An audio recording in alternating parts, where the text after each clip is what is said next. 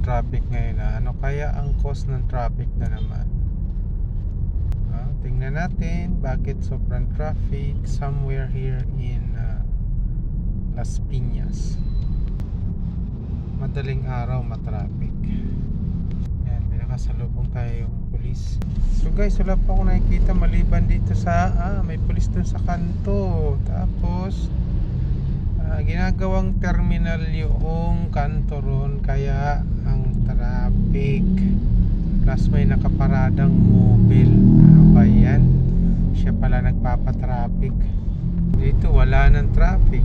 Ay naku po. So doon naman sa mga kasama natin sa gobyerno, wag naman tayo maging abuso kung saan tayo pumaparada.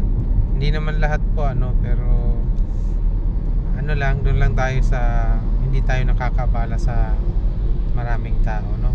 Lalo na kung tayo ay nasa gobyerno. Yun lang, maraming salamat at magandang umaga.